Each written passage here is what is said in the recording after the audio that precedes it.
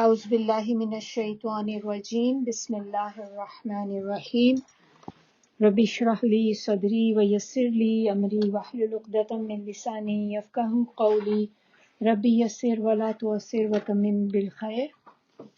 انشاءاللہ آج ہم لوگ کریں گے آیت الکرسی، کیونکہ رمضان آنے والا ہے تو رمضان سے پہلے ہم لوگ دیکھیں بہت زیادہ ہم یہ پڑھتے ہیں، اور ویسے بھی ڈیلی بیسس پہ یہ پڑھی جاتی ہے، تو ہمیں اس کا ذرا ترجمہ اور تھوڑی سی تفسیر پتہ ہونی چاہیے، تو اسی لیے ہم نے آج یہ چوز کیا کہ ہاں یہ والی کریں گے انشاءاللہ۔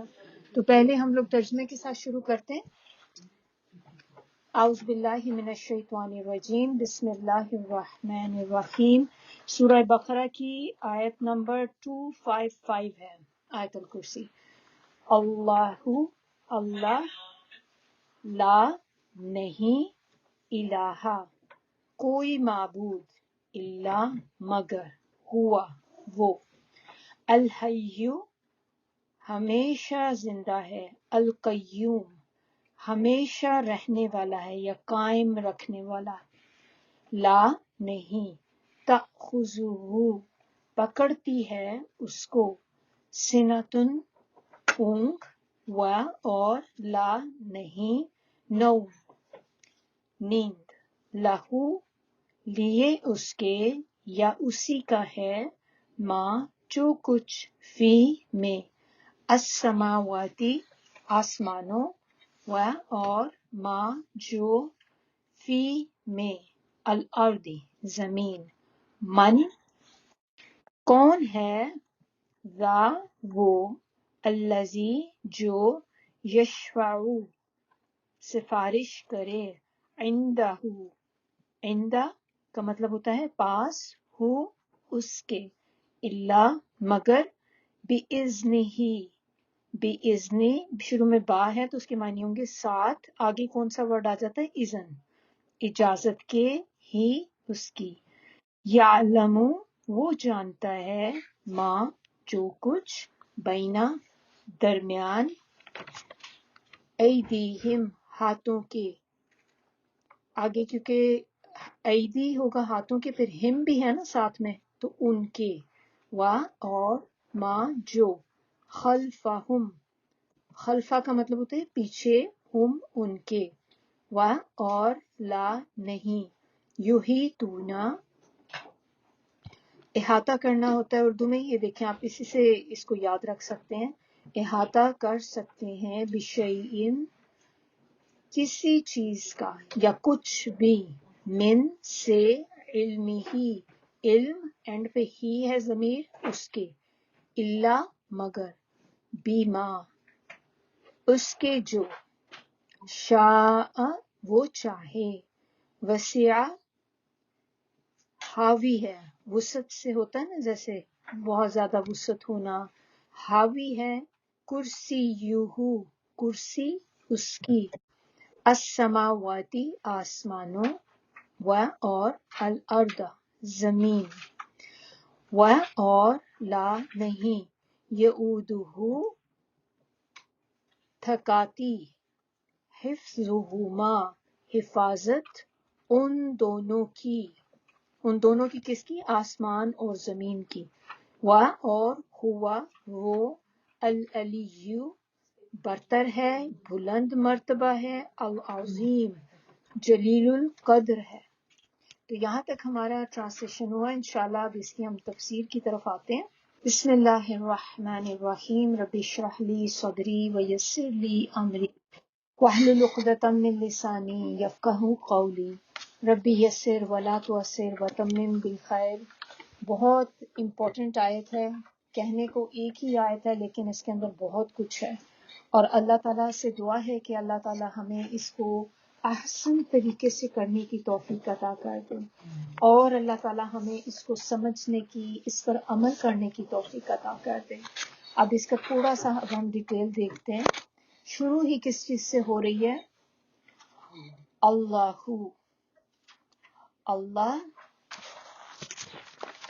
اچھا چلیں ہم ایسا کرتے ہیں کہ پہلے نا اس کی ہم تھوڑی سی پہلے اہمیت دیکھ لیتے ہیں، یعنی کہ اس کی جو ورچوز ہوتے ہیں کسی بھی سورہ کے اور اس کی فضیلت وہ بیسکلی کہنا چاہیے. تو فضیلت ہم اس کی تھوڑی سی پہلے دیکھ لیتے ہیں، پھر ہم اس کی آگے ڈیٹیل تفصیل شروع کرتے ہیں. قرآن کی سب سے عظیم آیت ہے یہ آیت الکرسی جو ہے. صحیح احادیث سے بہت زیادہ فضیلت ثابت ہوئی ہے اس کی. اور یہ جو آیت ہے قرآن کی، جیسے میں نے آپ کو بتایا ہے کہ بہت عظیم آیت ہے، لمبی نہیں ہے،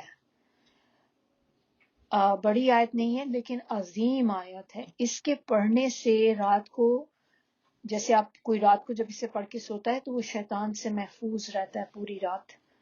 پھر آپ دیکھیں اور اس کی کیا ہوتی ہے کہ اس کو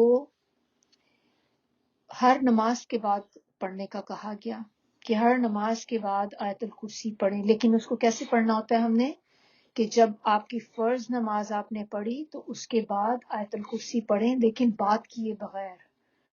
آپ نے کسی سے کلام کیے بغیر نماز کے فوراً بعد آپ نے آیت الکرسی پڑھنی ہے.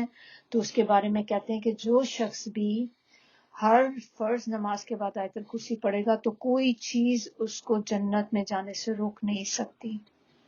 اتنی امپورٹنٹ ہے یہ.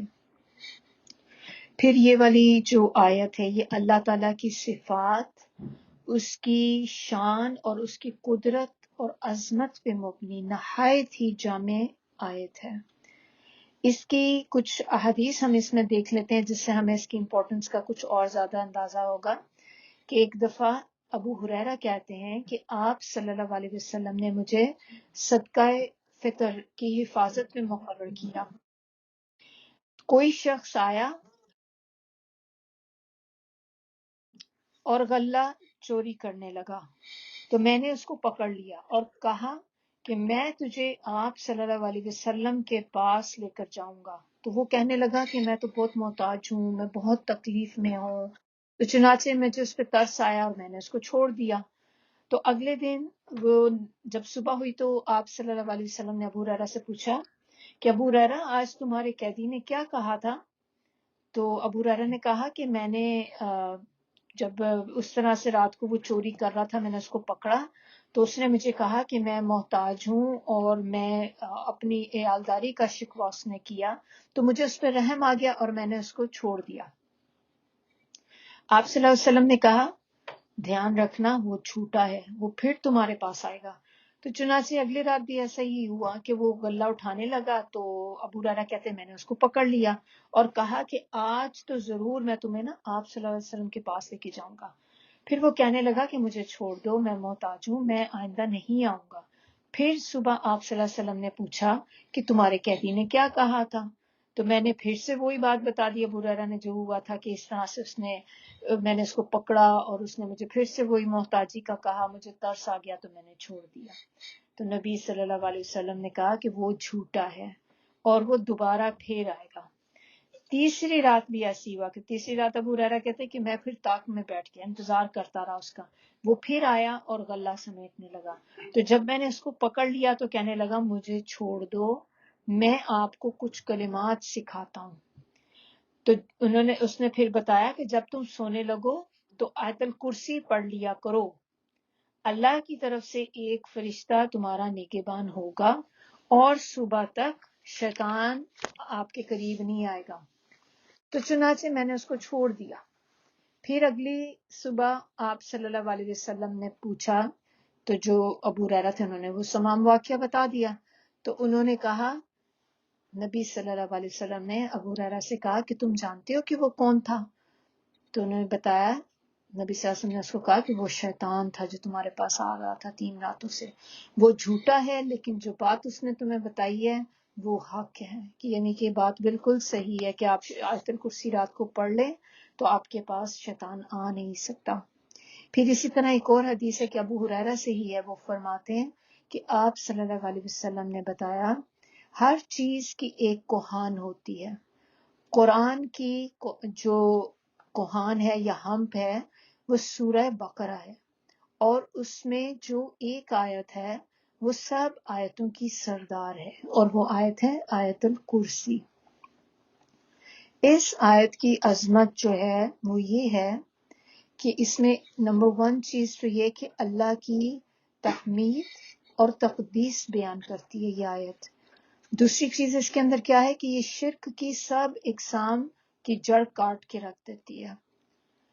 اور اس کے بارے میں ہمیں کیا پتہ چلتا ہے کہ رسول اللہ صلی اللہ علیہ وسلم نے ابی بن کعب سے دریافت کیا کہ قرآن میں کون سی آیت سب سے عظیم ہے، تو انہوں نے عرض کیا کہ آیت الکرسی. تو آپ صلی اللہ علیہ وسلم نے اس چیز کی تصدیق کی اور کہا کہ تمہیں تمہارا علم مبارک ہو، یعنی کہ یہ بالکل صحیح بات ہے. پھر ابو ہریرہ فرماتے ہیں کہ یہ ایک اور حدیث میں ہے کہ ابو ہریرہ فرماتے ہیں کہ آپ صلی اللہ علیہ وسلم نے فرمایا سورہ بقرہ میں ایک آیت ہے جو سیدہ آیات القرآن ہے، وہ جس گھر میں پڑھی جائے شیطان وہاں سے نکل جاتا ہے. اس آیت میں 10 باتیں کہی گئی ہیں اور اس میں اللہ تعالیٰ کی صفات کا بھی ذکر ہے اس ایک آیت کے اندر ہی. جیسے کہ اللہ تعالیٰ کی صفات ہے الحی، القیوم، العزیز، العلی. پھر اس میں اس آیت کے اندر اللہ کا بھرپور تعارف ہے، اس میں توحید ہے، اس سے اللہ کی پہچان ہوتی ہے اور یہ آیت جو ہے ہمارے عقیدے کو درست کرتی ہے. اب ہم اس کی آ جاتے ہیں ورڈ، اس کی جو پوری اس کی تفسیر کی طرف، کہ پہلا ہی ورڈ ہم دیکھ رہے تھے کہ اللہ، اللہ اللہ جو ہے یہ اللہ کا نام ہے اور اللہ کا ذاتی نام ہے. اللہ وہ ہے جو تمام نقائص سے پاک ہے، اور اللہ وہ ہے. کون ہے اور اللہ؟ اس کا جواب اس کے اگلے پورشن میں ہے لا الہ الا ہو. اور یعنی کہ پیچھے سے ملا کے دیکھیں کہ اللہ وہ ہے جس کے سوا کوئی الہ ہے ہی نہیں، کوئی عبادت کے لائق نہیں مگر وہ.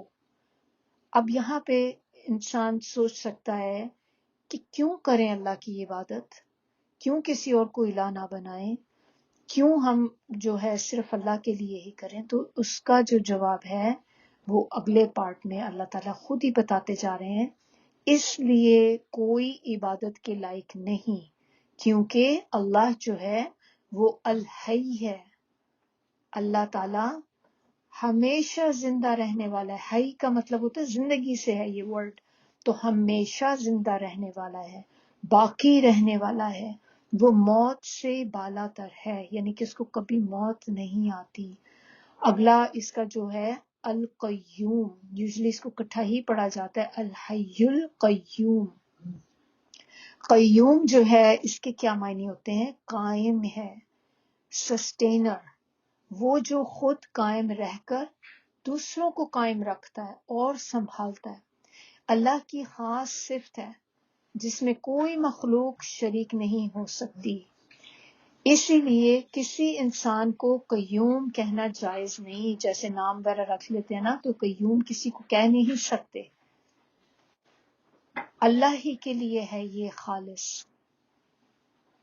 اب ہم نے پڑھی تھی نا سورہ رحمان، تو اس میں آپ کو یاد ہوگا ہم نے پڑھا تھا کل من علیہا فان وَيَبْقَى وَجْهُ رَبِّكَ ذُو الْجَلَالِ وَالْإِكْرَامِ.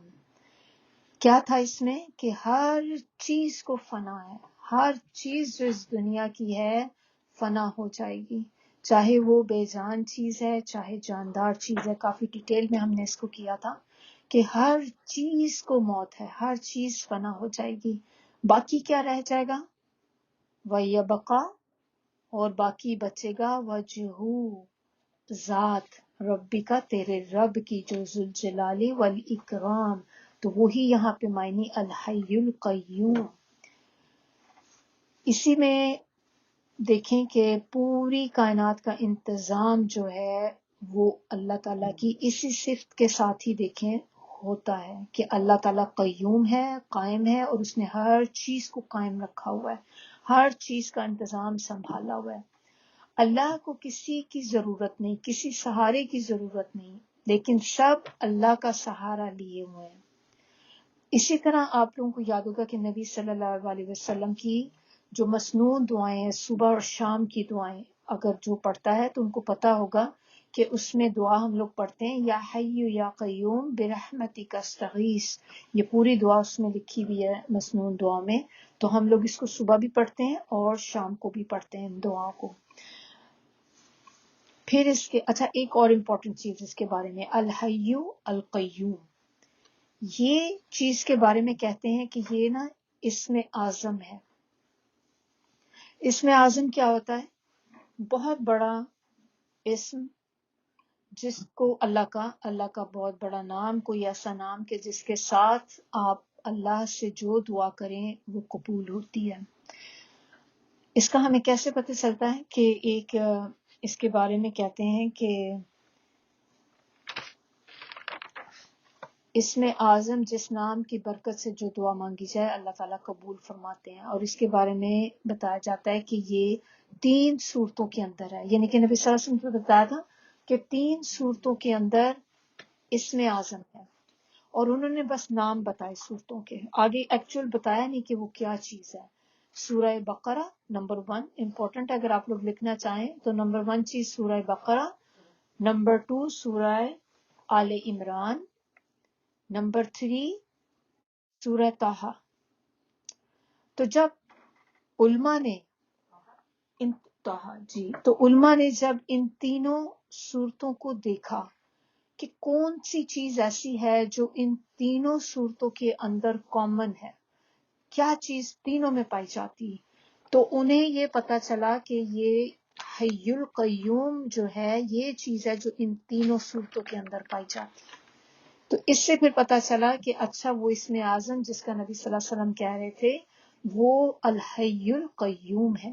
اسی لیے کبھی بھی انسان کو کوئی پریشانی، کوئی بھی دکھ غم، کوئی بھی آپ کی حاجت ہے تو آپ اللہ تعالیٰ کو اس طرح سے کہہ کے پکاریں یا حی یا قیوم برحمتک استغیث، اللہ تعالیٰ آپ کی دعا کو قبول فرماتے ہیں، اللہ آپ کی اس پریشانی سے نجات دلا دیتے ہیں۔ اگلا پارٹ اب اس کا دیکھیں، لا تأخذہ سنۃ ولا نوم۔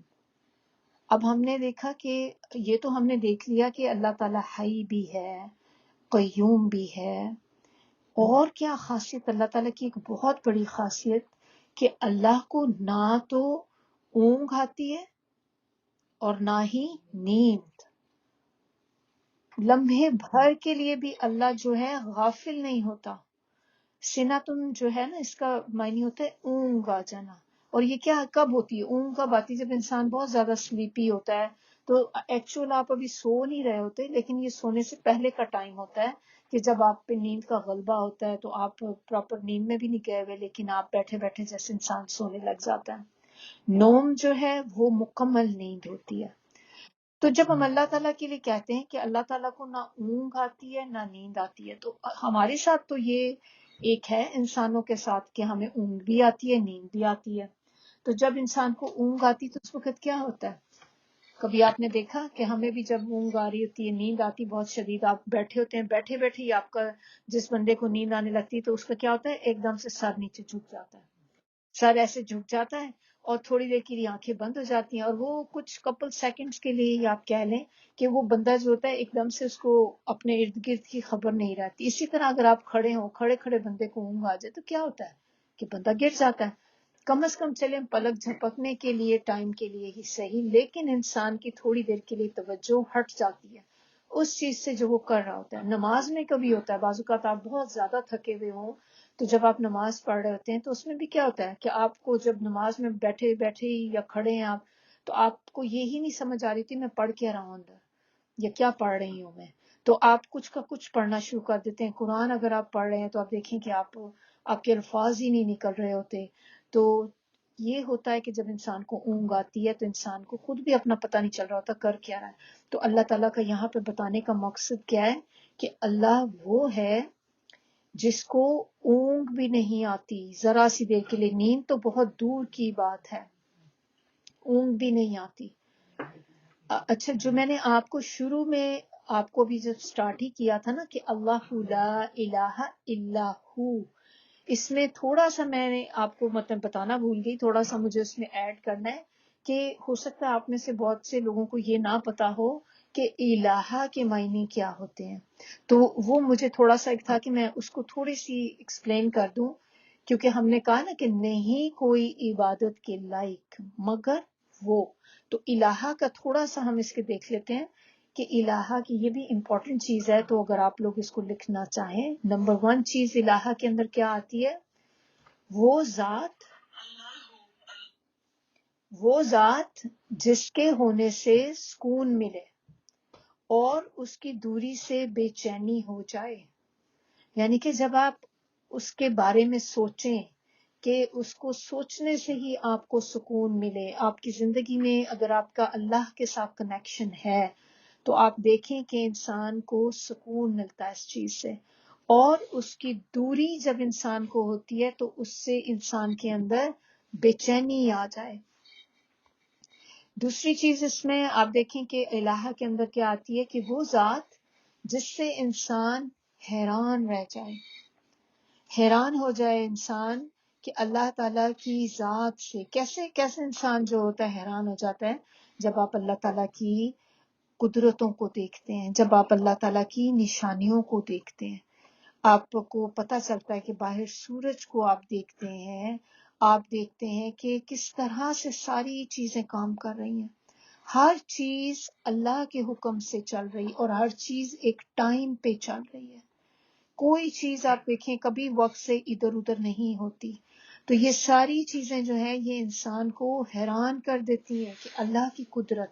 پھر آپ دیکھیں اور کتنی چیزیں ہیں کہ دیکھیں جب انسان بیبیز ہوتے ہیں، جو ابھی بیبی پیدا نہیں ہوتے، ماں کے پیٹ میں ہوتے ہیں، کون ہے اس وقت جو اس کو کوئی اس کی ٹیک کیئر کر رہا ہوتا ہے، اس کو کھلا پلا رہا ہوتا ہے؟ اللہ کی ذات ہے نا، اللہ تعالیٰ ہی ہے جو اس کو کھلاتے پلاتے ہیں اس وقت، تو انسان تو کچھ بھی نہیں کر سکتا۔ اور یہ چیز انسان کے لیے حیرت کا باعث ہے کہ کس طرح سے اللہ تعالیٰ نے سارا نظام چلایا ہوا ہے، کیسے دیکھیں ہر چیز، جو چاند، سورج، ستارے، سب کچھ، زمین ہے، پلانٹس ہیں، سب ہر چیز اپنے ایک آربٹ کے گرد گھوم رہی ہے۔ ارتھ کو دیکھ لیں، اور اس کا یہ بھی ہے کہ اس کی سب چیزوں کی جو موومنٹ ہے پریسائز موومنٹ ہے، اتنی جتنی اللہ نے ان کو اسائن کی ہوئی۔ نمبر 3 چیز اس میں کیا آ جاتی ہے کہ وہ جس کی طرف ہر غم میں اور دکھ میں پلٹا جائے، یعنی کہ انسان کو جب بھی غم ہو، دکھ ہو، تو انسان جس کی طرف پلٹے، الہہ وہ ہے۔ نمبر 4 عبادت کے لائق ہے کہ اس کی عبادت کی جائے، وہ ہے اس قابل کہ اس کی عبادت کی جائے۔ اچھا، بیک ٹو اپنی جو ہم کر رہے تھے کہ اللہ تعالیٰ کو نہ اونگ آتی ہے نہ نیند آتی ہے، تو اب نیند بھی جب آتی ہے تو دیکھیں کیا ہوتا ہے کہ انسان مکمل طور پہ سو جاتا ہے، اب اس کو اپنے ارد گرد جو سراؤنڈنگ ہوتی ہیں اس کو کچھ بھی خبر نہیں رہتی کہ میرے ارد گرد کیا ہو رہا ہے۔ لیکن اللہ تعالیٰ جو ہے وہ ساری کائنات کو تھامے ہوئے اور ساری کائنات اسی کے سہارے قائم ہے، تو پھر انسان کبھی کبھی ہو سکتا ہے نا انسان کے ذہن میں چیز آ جائے کہ جب اللہ تعالیٰ اتنا سارا ہر چیز کا نظام اللہ تعالیٰ سنبھال رہے ہیں، اللہ تعالیٰ تو صرف ایک انسانوں کو ہی تو نہیں دیکھ رہے، اللہ تعالیٰ انسانوں کو بھی دیکھ رہے ہیں، جانوروں کو دیکھ رہے ہیں، پرندوں کو دیکھ رہے ہیں، پھر اللہ تعالیٰ اور جو ہماری یونیورس میں کتنی چیزیں ہیں، لیکن اللہ تعالیٰ ہر سسٹم کو لگے ہوئے ہیں، دیکھ رہے ہیں، اس کو ایک آرگنائز طریقے میں کر رہے ہیں۔ تو انسان کبھی کبھی سوچ سکتا ہے کہ پھر جب اتنی محنت کوئی کرتا ہے تو پھر تھکاوٹ تو ہو ہی جاتی نا، تھک جاتا ہے، کیونکہ ہماری تو کوالٹی ہے انسان کی کہ جب ہم تھوڑا کام زیادہ کر لیتے ہیں تو کیا ہوتا ہے، تھک جاتے ہیں، پھر ہمیں کیا چاہیے ہوتا ہے، ریسٹ چاہیے ہوتا ہے، پھر ہمیں ہوتا ہے کہ ہم نے آج بہت کام کر لیا، مجھے تھوڑا ریسٹ کرنا ہے، تھوڑا سا ریسٹ کر لوں، میں تھوڑا سا نیپ لے لوں یا تھوڑا سا ہم سو جائیں، تو ہم لیتے ہیں ریلیکس ہونے کے لیے، جبکہ اللہ کی ذات وہ ہے کہ جس کو بالکل بھی آرام کی ضرورت نہیں ہے۔ آرام کی ضرورت صرف انسانوں کے لیے، اللہ کے لیے نہیں، اللہ ان سب چیزوں سے اوپر ہے۔ اللہ کو یہ پورے کا پورا سسٹم جو ہے نا، یہ مل کے بھی اللہ کو نہیں تھکا سکتے۔ انسان جو ہے نا، ہمیں کبھی بھی اللہ تعالیٰ کو اپنے جیسا نہیں سمجھنا چاہیے. اپنی کوالٹیز جیسے ہماری ہیں کہ ہم اگر ایسے ہیں تو پھر اس کا مطلب اللہ تعالیٰ بھی ایسے ہی، ان میں کچھ ہوگی. کیونکہ یہ چیزیں سوچنا اس طرح سے جو ہوتا ہے شرک میں آ جاتی ہیں. اب جو جیسے کہ یہ جو بائبل ہے اس کے اندر بھی انہوں نے لکھا ہوا ہے کہ اللہ تعالیٰ جو تھے انہوں نے 6 دنوں میں آسمان زمین کو بنایا، پھر اللہ تعالیٰ نے 7ویں دن کیا کیا؟ آرام کیا. جبکہ یہ غلط ہے چیز، ہم ایسے نہیں کہہ سکتے، اور نہ ہی یہ بات صحیح ہے. کیونکہ اللہ کو تو ضرورت ہی نہیں ہے آرام کرنے کی. اللہ تعالیٰ نے کسی بھی چیز کو کرنا ہے تو کیا کرنا ہے؟ اللہ تعالیٰ نے کیا کہنا ہے؟ کن، تو کن ہو جائے گی. کن فیکون، کہنا ہے کن، اور اللہ تعالیٰ اس چیز کو کہے گا اور اسی وقت ہو جائے گی. اللہ تعالیٰ کو کون سا اس میں کوئی محنت چاہیے ہماری طرح؟ کہ ہمیں تو کھانا بھی بنانا ہو آدھا 1 گھنٹہ تو کہیں نہیں جاتا ہمارا. تو اللہ تعالیٰ کو ہم اپنی طرح کبھی بھی نہیں سوچ سکتے. اور اس سے ہمیں کیا بات پتہ چلتی کہ جب ہمیں پتہ چلے کہ کوئی بندہ جو ہے اس کو اگر بالکل وہ نہ سوتا ہے نہ اسے اونگ بھی نہیں آتی، جیسے واچ مین ہی ہوتے ہیں، ان کی جاب ہوتی ہے نا رات کو، کبھی ان کی جاب لگی ہوئی ہوتی کہ پوری رات انہوں نے ڈیوٹی دینی ہوتی. اب رات میں ان سے کیا ایکسپیکٹ کیا جاتا ہے کہ اب رات کے ٹائم پہ وہ بالکل بھی نہیں سوئیں گے. تو جس جگہ ایسے کوئی کھڑا ہو واچ مین اور کھڑا ہے اور وہ سو بھی نہیں رہا، تو اس کا مطلب کیا ہوتا ہے کہ ہی از الرٹ، اور اس وقت وہاں سے کوئی اندر جا نہیں سکتا. تو اللہ تعالیٰ بھی، ہمیں ان سے کیا پتہ چلتا ہے کہ اللہ از الرٹ. اللہ تعالیٰ ہر وقت الرٹ، 24/7 اللہ تعالیٰ اویلیبل ہے. کیونکہ دیکھیں اللہ کے بندوں کو تو کسی بھی ٹائم اللہ کی ضرورت پڑ سکتی ہے. جب بھی ہمیں اللہ کی ضرورت ہوگی آپ اللہ کو بلائیں، آپ اللہ سے بات کریں، اللہ تعالیٰ اسی وقت آپ کے لیے اویلیبل. اور اگر کبھی ایسا ہوتا، ان کیس نعوذ باللہ، اگر کبھی ایسی ہوتی بھی سچویشن کہ ہم کہتے کہ اللہ تعالیٰ کو نیند آتی ہے یا اللہ تعالیٰ کا بھی سسٹم ہمارے جیسا ہوتا، تو پھر دیکھیں کہ پھر نظام کیسے چلتا ہے اس کائنات کا. تو ایک تھوڑی سی کامن سینس میں بھی آپ دیکھیں کہ الہ جو ہوتا ہے وہ پھر عام بندوں کے جیسا ہو ہی نہیں سکتا. اگر اللہ تعالیٰ سب لوگوں کی حاجتوں کو پورا کرنے والا ہے، مشکل کشا ہے، تو اس کا مطلب کہ اللہ کے بندوں کو تو کسی بھی وقت حاجت پیش آ سکتی ہے. تو اگر آپ کا خود جس کو آپ خدا کہتے ہیں اگر وہ ہی سو رہا ہے تو پھر آپ اس کو ویٹ کریں گے کہ جب وہ جاگے گا پھر آپ اس سے اپنی حاجت پوری کریں گے؟ اتنی دیر میں تو آپ کا مسئلہ ہی ختم ہو جائے گا. تو یہ ہے کہ اللہ ہے ہی اسی لیے، جس کا ہم نے الہ کے معنی میں دیکھا تھا نا لاسٹ والا، کہ عبادت کے لائق ہے. اسی لیے وہ لائق ہے کیونکہ اس جیسا کوئی ہے ہی نہیں، لیسا کمثلہ شیء.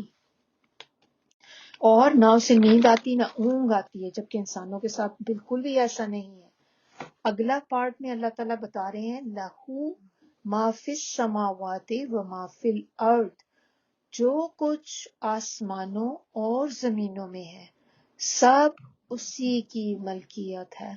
یعنی کہ جو کچھ بھی ہم دیکھتے ہیں آسمان میں اور زمین میں اور جو کچھ بھی ان بٹوین، اس کا مالک کون ہے؟ اللہ سبحانہ تعالیٰ. اللہ از دا باس. اور ہمیں یہ چیز ماننی چاہیے، ہر وقت اس چیز کا احساس ہونا چاہیے کہ ہم جس زمین پہ اٹھ کے اپنی منمانیاں کرتے ہیں یہ ہماری زمین نہیں ہے. جس زمین کے پیچھے ہم لڑتے رہتے ہیں، قتل و غارت بھی کتنے ہوتے ہیں زمینوں کے پیچھے، یہ سارا کچھ ہے کس کا؟ اللہ کا. اور ہم اللہ کی زمین میں فساد کھڑا نہیں کر سکتے. انسان کیا کرتا ہے؟ انسان فساد ہی کریٹ کر رہا ہوتا ہے نا. کہ جب آپ دیکھیں لڑائی جھگڑے ہو رہے ہیں اسی زمین کے اوپر، اسی زمین کے اوپر قتل و غارت ہو رہا ہے، لوگوں کی حق تلفیاں کی جا رہی ہیں، اللہ کی نافرمانی کی جا رہی ہے. تو جب آپ کو یہ پتا ہو کہ یہ تو چیز ہماری ہے ہی نہیں، تو پھر انسان اس پہ ڈر ڈر کے رہتا ہے. اگلا پورشن اس کا کیا ہے؟ من ذلذی یشفع عندہ الا باذنہ، کون ہے جو سفارش کرے اس کے پاس سوائے اس کے اذن کے. یعنی کہ اللہ تعالیٰ تمام کائنات کا مالک ہے، کوئی اس سے بڑا اور کوئی اس کے اوپر حاکم نہیں ہے. کسی کو بھی اتنا حق نہیں کہ وہ اللہ سے کسی چیز کا سوال کر سکے، کسی کو بھی یہ حق نہیں ہے. اور کون ہے جو اس کے ہاں سفارش کر سکے؟ مگر شرط ہے یہ اللہ کے اذن کے ساتھ. یہ نہیں یہاں پہ کہا گیا کہ سفارش کوئی کبھی کر ہی نہیں سکتا، بلکہ کہا ہے کہ ہاں سفارش ہوگی ضرور لیکن اللہ کے اذن سے. تو قیامت کے دن سفارش ضرور ہوگی، شفاعت یا سفارش ضرور ہوگی، لیکن صرف وہی شفاعت کر سکے گا جس کو اللہ اجازت دے گا. نمبر 1 چیز سفارش میں جو ہمیں پتہ ہونی چاہیے کہ جس کو اللہ اجازت دے گا وہی سفارش کر سکے گا. ہر بندہ اٹھ کے سفارش نہیں کر سکتا. جیسے کہ ہو سکتا ہے دیکھیں کہ اللہ تعالیٰ اس دن نبیوں کو کہہ دیں گے نبیوں سے کہ آپ سفارش کر سکتے ہیں، پھر اللہ تعالیٰ جیسے جبرائیل علیہ السلام کو کہہ سکتے ہیں، پھر ہو سکتا ہے کہ اللہ تعالیٰ کچھ جو صالحین ہیں ان کو کہیں، پھر اسی طرح اللہ تعالیٰ یہ بھی ہو سکتا ہے کہ جو حفاظ ہیں جو قرآن جنہوں نے حفظ کیا ہوا ہے کہ اللہ تعالیٰ اپنے اذن سے ان کو کہیں کہ آپ بھی چاہو تو سفارش کر سکتے ہو. تو نمبر 1 پرمیشن کیا ہوگی کہ اللہ کی پرمیشن سے سارا ہوگا، لیکن نمبر 1 چیز کہ اللہ جس کو چوز کرے گا سفارش کرنے کے لیے صرف وہی سفارش کر سکے گا، اس کے علاوہ کوئی دوسرا نہیں کر سکے گا. دوسری چیز اس کے اندر کیا آ جاتی ہے کہ اللہ تعالیٰ جو ایک تو اللہ تعالیٰ اس کو کریں گے، دوسرا وہ جس کے حق میں سفارش کا اذن اللہ کریں گے وہ جو سفارش کرنے والا ہوگا وہ اسی کے حق میں سفارش کر سکے گا. تو آئی ہوپ کہ یہ کلیئر ہوگا آپ کو کہ ایک تو اللہ تعالیٰ یہ بھی چوز کریں گے کہ کون سا بندہ سفارش کرے گا، دوسری چیز اس میں کیا آ جاتی ہے کہ وہ کس کی سفارش کرے گا یہ بھی اللہ تعالیٰ نے ہی بتانا ہے، اللہ ہی چوز کریں گے. تو مثال کے طور پہ جیسے اللہ تعالیٰ نبی صلی اللہ علیہ وسلم کو کہیں اس دن یا کہتے ہیں کہ اے نبی آپ کو سفارش کی میں اب پرمیشن دیتا ہوں، اب آپ چوز کر لیں جو جن کو سفارش جن کی آپ نے کرنی ہے. تو اس میں بھی اللہ تعالیٰ ہی بتائیں گے کہ یہ لوگوں کی سفارش ہوگی، ہر ایک کی سفارش نہیں ہوگی. تو اللہ کا اذن جن لوگوں کے ساتھ ہوگا ان کی سفارش ہوگی. اور تیسری چیز اس کے اندر کیا آ جاتی ہے کہ جو جس بات کے متعلق اللہ تعالیٰ نے سفارش کا دینا ہے نا کہ یہ والا کام اس کا یا یہ والی اس کے معاملات کے بارے میں معافی ملے گی اس کو، تو پھر اسی چیز کے بارے میں ہوگی. اب پوری کی پوری چیزوں کے بارے میں نہیں، لیکن جس کام کا اللہ تعالیٰ کو اذن ہوگا کہ یہ والا کام سفارش کے ذریعے ختم کرانا ہے تو وہ سفارش کے ذریعے ہو جائے گا. ابو ہریرہ فرماتے ہیں، ایک حدیث ہے یہ بخاری کی، کہ ابو ہریرہ فرماتے ہیں کہ بلکہ ابو ہریرہ نے آپ صلی اللہ علیہ وسلم سے پوچھا کہ یا رسول اللہ قیامت کے دن آپ کی شفاعت کا سب سے زیادہ حقدار کون ہوگا؟ تو آپ صلی اللہ علیہ وسلم نے فرمایا ابو ہریرہ مجھے معلوم تھا کہ تجھ سے پہلے مجھ سے کوئی یہ بات نہیں پوچھے گا، یعنی کہ you will be the first one to ask me this، کیونکہ میں دیکھتا ہوں تمہیں حدیث سے کتنی حرص ہے، یعنی کہ کتنا آپ حریص ہیں اس چیز کے کہ نبی صلی اللہ علیہ وسلم کی حدیث مجھے پتا چلے، کوئی نئی چیز کوئی نئی بات مجھے پتا چلے.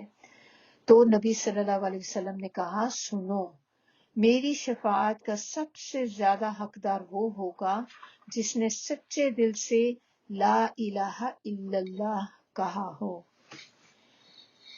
یعلم ما بین ایدیہم وما خلفہم، اللہ تعالیٰ ان لوگوں کے اگلے پچھلے تمام حالات سے واقف اور باخبر ہیں، یعنی کہ جو کچھ ہو چکا اور جو کچھ ابھی نہیں ہوا، یعنی کہ وہ فیوچر میں ہونا ہے تو اللہ تعالیٰ کو اس کی بھی سب خبر ہے. انسان کا علم اگر آپ دیکھیں کیا ہے، صرف اتنا سا علم ہے، انسان کا علم بہت لیمیٹڈ ہے کہ اس کو کچھ باتوں کی تو خبر ہوتی ہے لیکن بہت سی چیزوں کا علم اس کو نہیں ہوتا، اور بہت سی چیزیں اس کے سامنے کھلی بھی ہوتی ہیں اور بہت سی جو ہوتی ہیں وہ چھپی بھی ہوتی ہیں. جبکہ اللہ کے سامنے سب برابر، چاہے وہ چھپا ہوا ہے ظاہر ہے، چاہے وہ ماضی ہے یا مستقبل ہے، لیکن اللہ کے سامنے تو ایسی کوئی ٹائم کی قید ہی نہیں ہے. اللہ کے لیے نہ تو کوئی ماضی ہے، نہ کوئی پریزنٹ ہے، نہ ہی کوئی فیوچر ہے. اللہ کے لیے ایک ہی زمانہ ہے، کیونکہ اللہ کو تو ہر چیز نظر آ رہی ہے. اللہ کو پتہ ہے ہمارے ساتھ کل کیا ہونا ہے، اللہ کو پتہ ہے ہمارے ساتھ مہینے بعد کیا ہوگا، سال کے بعد کیا ہوگا، کچھ سالوں بعد کیا ہوگا، قبر میں کیا ہوگا، پھر آگے قیامت کے دن کیا ہوگا، لیکن اللہ کو ہر چیز کا علم ہے۔ اب اس میں اسکالرس کچھ تھوڑی سی یہ کہتے ہیں کہ اس کے معنی یہ بھی ہو سکتے ہیں کہ اس کے جو انسان کے پیدا ہونے کے پہلے کے جو حالات تھے کہ اللہ تعالیٰ کو اس کا بھی علم ہے، اور پیدا ہونے کے بعد کے جو حالات ہوں گے اللہ کو ان کا بھی علم ہے۔ پھر اس میں اور وہ کیا کہتے ہیں کہ جو آگے سے مراد ہے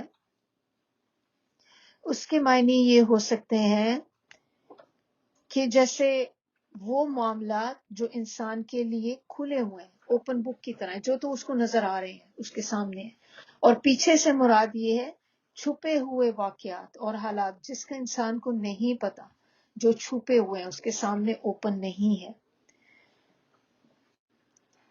اللہ تعالیٰ کو ہر چیز کی خبر ہے، ہر چیز کا علم ہے، چاہے وہ انسان کا ہو، جانور، چرند پرند، درخت، پتے، کیڑے مکوڑے، ہر چیز کا علم ہے۔ اللہ تعالیٰ کو آپ دیکھیں، کہتے ہیں کہ یہ جو بارش ہوتی ہے نا جہاں پہ، تو جو بارش کے قطرے گرتے ہیں، اللہ کو ایک ایک قطرے کا علم ہے کہ کتنے قطرے بارش کے گرے اور کس جگہ پر گرے۔ پھر اللہ کو یہ بھی پتا ہے کہ وہ بارش کا قطرہ، ہر قطرہ جو ہے اس کا اینڈ ریزلٹ کیا ہوا، کون سی مٹی میں جذب ہو گیا، کون سے پتے کے اوپر گر گیا، کون سی کسی اور جگہ پہ گر گیا۔ اللہ کو یہ تک علم ہے کہ ایک ایک قطرہ جو بارش میں گرتا ہے کہ وہ کتنے کاؤنٹنگ، اللہ کو سب پتہ ہے اس کی، اور وہ کہاں جا رہے ہیں آگے۔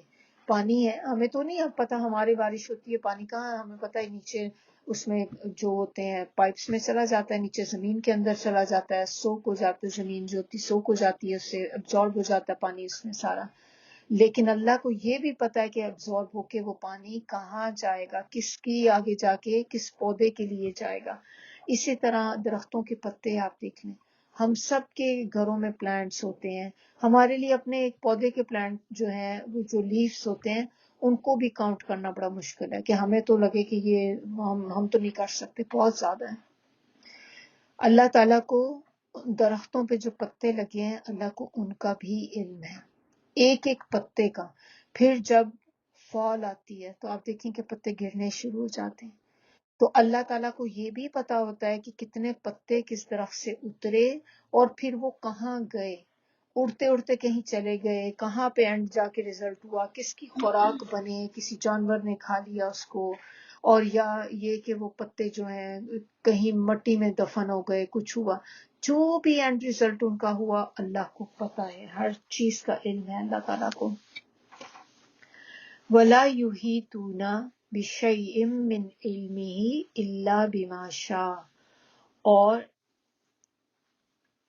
انسان کا علم جو ہے اتنا محدود ہے کہ وہ اس کے علم میں سے، اللہ کا جو علم ہے نا انسان اس کا احاطہ نہیں کر سکتا، اتنا علم اللہ تعالیٰ کے پاس۔ کیونکہ انسانوں کو بھی جو علم دیا گیا، جس کے بارے میں کبھی کبھی ہمیں ذہن میں آتا ہے کہ دیکھیں انسان نے کتنی ترقی کر لی، انسان چاند پر پہنچ گیا، انسان نے یہ ایجادات کر دی، یہ کر لیا، مارس پہ تیاری کر رہا ہے، تو یہ علم جو ہے کس نے دیا؟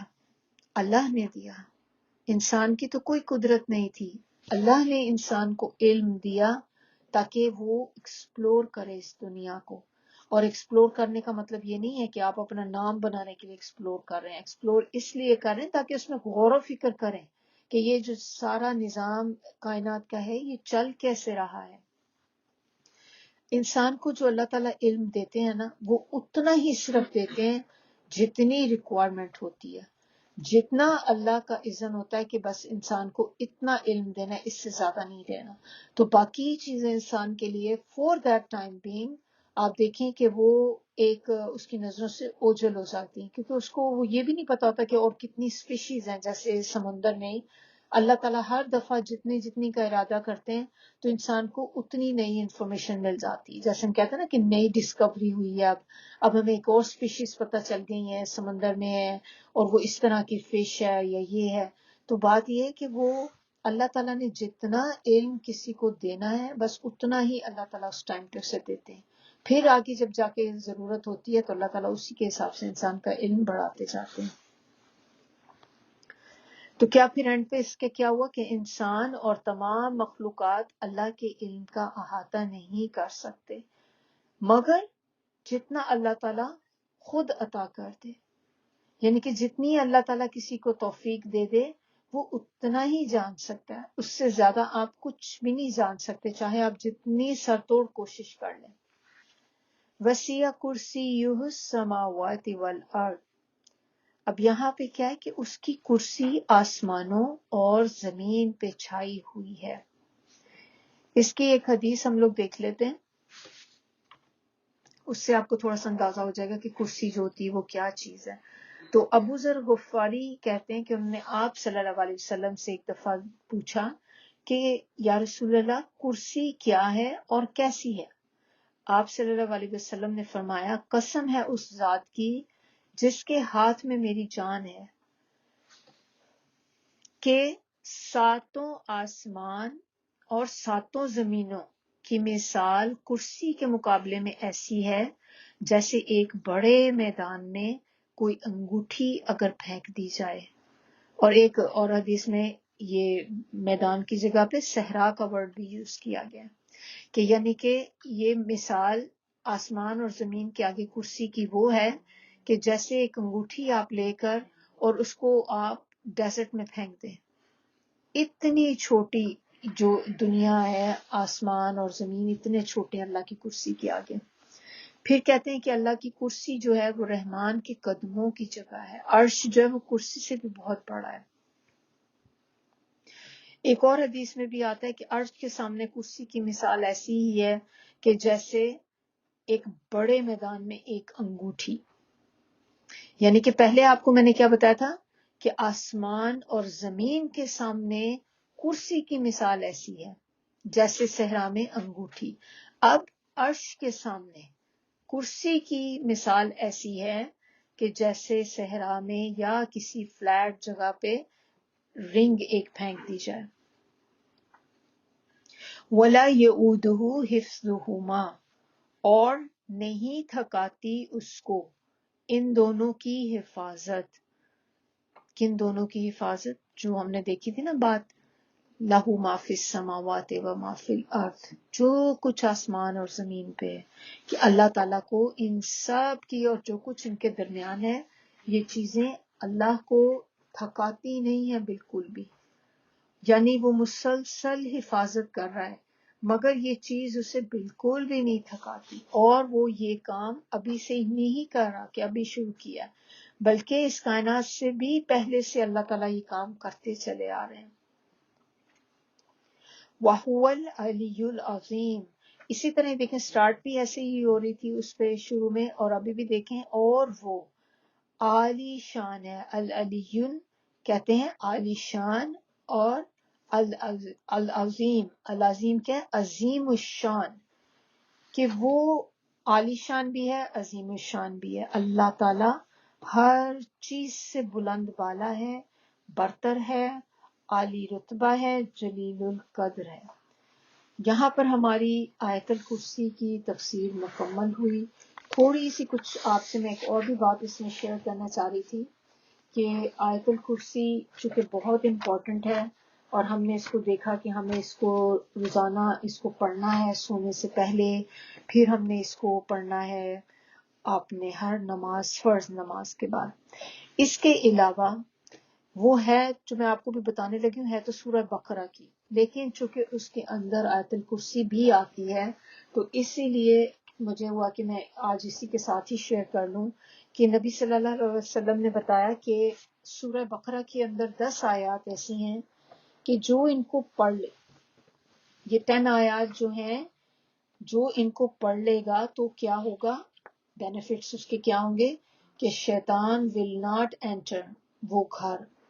یعنی کہ جیسے اگر آپ نے رات میں پڑھا ہے نا تو صبح تک اس گھر میں کوئی شیطان داخل نہیں ہو سکتا. دوسری چیز اس کی کیا ہے کہ کوئی بھی چیز جو وہ بندے کو ناپسند ہو، یعنی کہ جس سے اسے جو چیز پسند نہ کرے، کراہت آئے، تو اللہ تعالیٰ ایسی کوئی چیز اس کے قریب نہیں آئے گی، نہ اس کے نہ ہی اس کی فیملی کے. یعنی کہ اب کیا چیزیں جو انسان ڈس لائک کر سکتا ہے جو ہمیں نہیں پسند، ہمیں نہیں اچھی لگتی. آپ دیکھیں اسی میں آپ کی گھر کی چیزوں کی بھی حفاظت ہو جاتی کہ اگر آپ اس کو رات کو پڑھ کے سوئیں تو اللہ تعالیٰ کوئی بھی ایسی چیز آپ کے ساتھ نہیں کریں گے جو انسان کو پسند نہ ہو.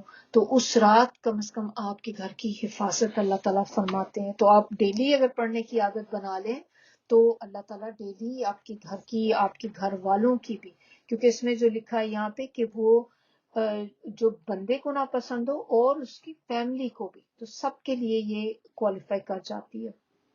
پھر اگر اس کو کسی ایسے انسان کے اوپر پڑا جائے جو میڈ ہو، یعنی کہ جیسے کہتے ہیں نا کہ غصے والا بندہ ہو، بہت غصہ ہو، غصے کے اوپر آپ پڑھیں تو اس کا غصہ ختم ہو جائے گا. پھر اس میں اور ایک چیز کیا ہے کہ اگر جو بندہ یہ پڑھے یہ 10 آیات، تو وہ جو اس نے قرآن کو سیکھا ہوگا وہ اس کو کبھی بھولے گا نہیں.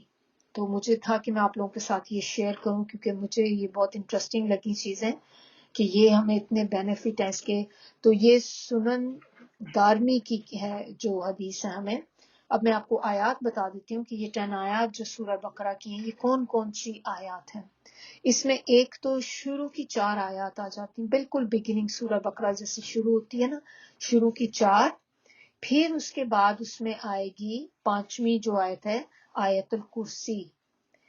پھر اس کے بعد نیکسٹ 2 آیات، آیت الکرسی کے فوراً بعد جو نیکسٹ 2 آیات آتی ہے نا، یعنی کہ آپ اس طرح سے لکھ لیں کہ آیات 255 سے 257 تک، اور شروع کی کتنی ہوگی 1 to 4، اور پھر آیت الکرسی اور اس کے بعد کی 2 آیات ملا کر 7 ہو گئی. پھر اس کے بعد میں لاسٹ 3 آیات آف سورہ بقرہ. تو بس یہ آپ نے پڑھنا ہے، بہت لمبی چوڑی بھی نہیں ہے یہ، اور یہ 10 آیات جو بھی بندہ پڑھ لے گا تو انشاءاللہ اللہ تعالیٰ اس کو یہ ساری چیزیں دیں گے جو ہم نے ابھی جس کو ڈسکس کیا. سبحانک اللہم و بحمدک، نشہد ان لا الہ الا انت، نستغفرک و نتوب الیک. سبحان ربک رب العزت عما یصفون وسلام علی المرسلین والحمد للہ رب العالمین. ربنا تقبل منا انك انت السميع العليم وتب علينا انك انت التواب الرحيم. السلام علیکم ورحمۃ اللہ وبرکاتہ.